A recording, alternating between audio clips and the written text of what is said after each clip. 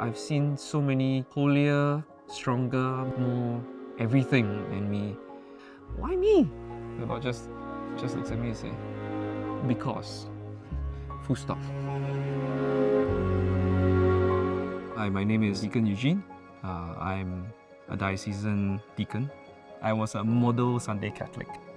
If it wasn't Sunday, I wasn't Catholic. And if it was Sunday, I was Catholic for that 1 hour, just to keep my parents quiet. Army happened, and they posted me to the 1st Commando Battalion.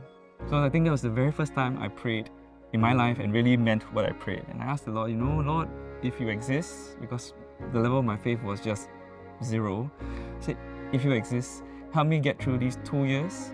I will go back to church and I will serve you. So what happened in the army? Well, I really could have died a few times. So we have to do parachuting. But in one of those jumps, my left arm got caught on the rope. I suddenly got strung up in like 1,000 feet in the air. And at that moment, I think 3 thoughts came to mind. Maybe I should take out the knife somewhere and cut the rope and then use my reserve chute. Or else, option 2, maybe I have enough adrenaline to actually just climb back onto the rope, back onto the plane to jump out again. Option 3, just untangle the rope somehow and then pray to God that the parachute would deploy anyway. By the grace of God, I chose option 3. If not, I think I would have killed somebody with a knife, or the rope would have snapped in my trying to get back onto the plane.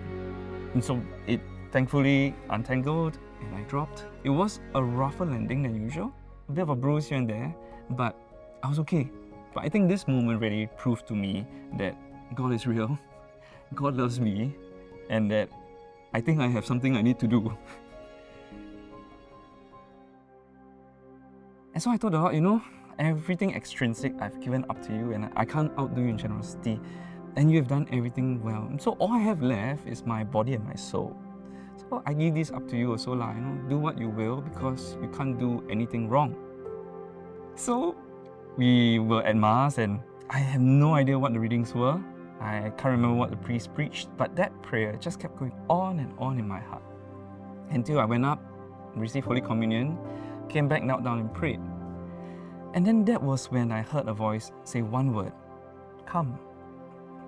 The feelings were just so overwhelming. There was fear, but love. There was terror, but there was warmth. There was peace even. On top of that hearing of that voice came along a vision. It was just dark, right? And there was this one light source.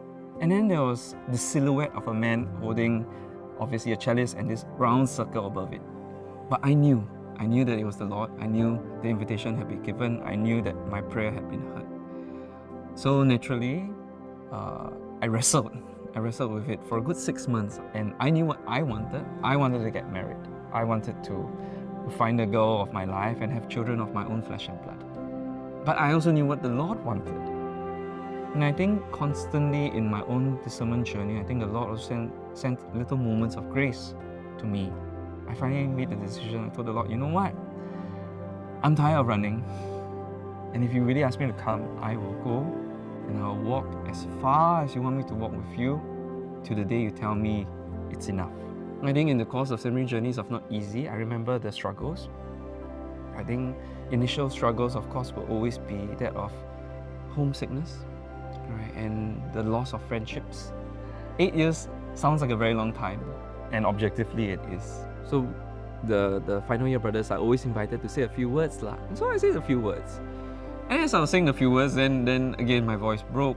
I believe I don't cry easily, right? And it's not my nature to do so. Yeah, I won't lie. There's a bit of sadness of leaving a community that means so much to me, a community that has seen me through, that I feel so much of a part of, that I've helped to build in my own little capacity, in all the little ways, right? And to leave them, to enter into the wider community of the church is something that, it's not easy also. I think those 8 years were some of the best years of my life. Many beautiful memories, some tough, many joyful. I had the time of my life there, I must say. I know I don't deserve any of this. I know myself, and I think I'm a very weak man. It always amazes me that He still calls me onto this journey. Such a flawed, such a weak instrument to do such a big task. people have asked me as I entered closer to priesthood, so what, Eugene, what do you think priesthood will look like for you? And there's this canticle to Daniel. It talks about the story of these three young men who refused to worship King Nebuchadnezzar. And so these three young men were thrown in the fire, and then after that, you see in scriptures, Nebuchadnezzar turns and then he asks his officials, didn't we throw three guys in there? Then why do I see a fourth guy? And he looks like the Son of God. And then he calls the three of them out. Their clothes are not even singed. They don't even smell of smoke. And then King Nebuchadnezzar tells his court officials, praise be to the God of these three young Jewish men. Their God is the only true and living God. And so perhaps for me, walking into that fire is where I find the Son of God.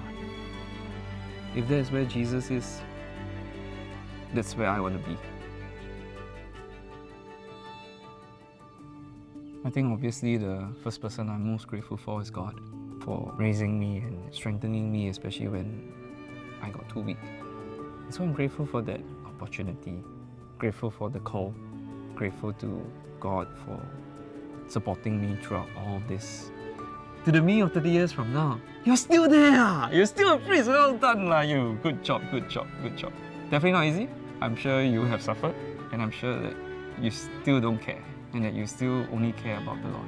Keep up those holy hours. Keep up those masses. Keep up the love for the Lord. Keep loving those people whom you will find so difficult to love, but still love them.